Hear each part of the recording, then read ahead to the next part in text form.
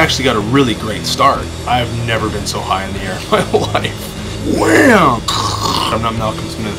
I went down because I wasn't paying attention. I finished. I didn't come in last place. I couldn't walk for 2 days. Sore in places I didn't know I had. Difficulty getting out of bed.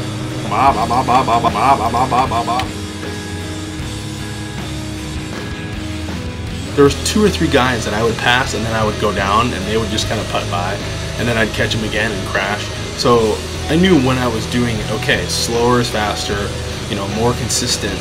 This was all, you know, good-spirited. You know, there was some laughing and, you know, I would be on the ground going, hey man, what's up?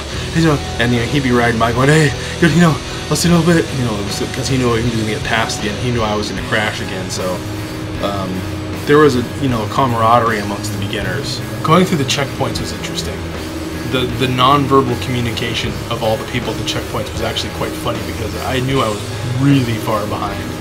So I'd be coming in and the guy with the stamp would kind of come up and stamp my fender and he'd kind of look at me funny and I was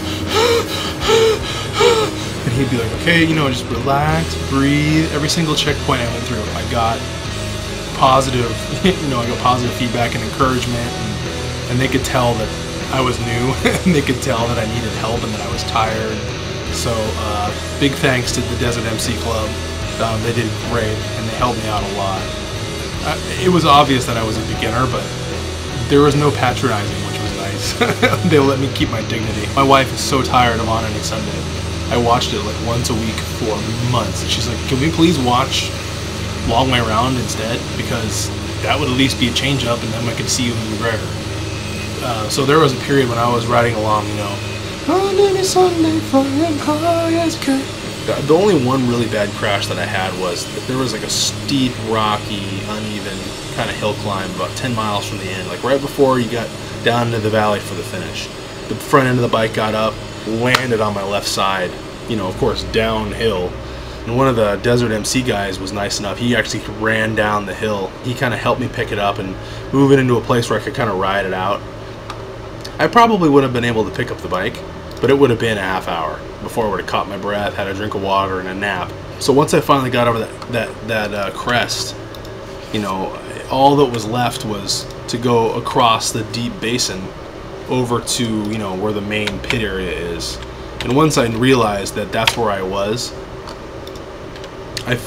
my spirits were instantly lifted. I knew immediately that I only had, you know, half an hour or so before I was going to be back at the pits. And I actually, you know, I was starting to think about actually being able to finish, so got a little adrenaline rush, my ass off the seat, and started, you know, and it's riding kind of against the grain through the valley, so it's whoop, whoop, whoop, whoop, whoop, whoop the whole way.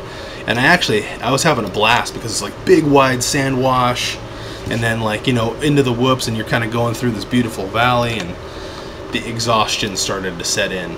And I just couldn't stand up anymore. I just knew it. And I had to just basically kind of crawl along. And I probably got passed by, you know, 3 or 4 bikes and a quad or 2 in the process. But I didn't want to hurt myself. And I took the alternate pansy route around the hill climb at the very end. And there's a kind of like MX track thing through all the turns and stuff. And of course I tried to get cute and do like a big kind of like, you know, big turn rooster tail thing. And of course I washed out the front end and went down again right next to a big group of people who were just kind of hanging out and, you know, kind of chuckling under their breath. And I couldn't pick up the bike, and when I did, I couldn't start it, and more bikes are passing me. So finally got through to the end, and I finished, and it's a great feeling. It's an unbelievable feeling. And I think I placed 320th out of like 342 or something like that, and 3rd in class. I finished, I didn't get hurt, I got 3rd in class, 320th overall. I can't complain at all.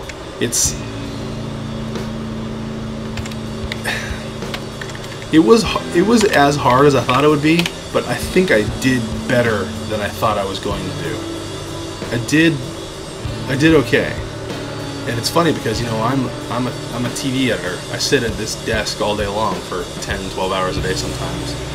It's obvious that my fitness is not what it needs to be. Mostly in my arms, ironically. I thought my arms were going to be good, but just my hands and my grip I just couldn't hang on to the bars, like my hands weren't strong enough. I would almost equate it to like Fight Club, because, you know, in the movie they say, you know, Fight Club turns the volume of your life down. You come into work and everything seems, you know, easy and doable. Or even riding into work on the street, all of a sudden seems so basic and so easy and simple.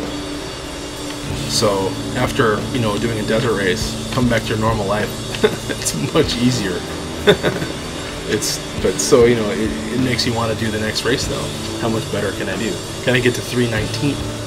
Can I get to 315? You know, can I get under 300? So the next one's in February. We're gonna go do the Bradshaw Trail mid-February, and that'll be training for me. The Desert MC Club who put on this race, it was awesome. The route was awesome. I wasn't dreading what was around the next bend. I was actually interested in seeing what was around the next bend. And it was just challenging enough to be hard, and there was fun parts and easy parts, and, you know, the challenging parts weren't impossible, but like you kind of thought through it, you could do it. So it was really well thought out and really well done for somebody who was, you know, was pretty new. And even for an advanced rider, it was probably great.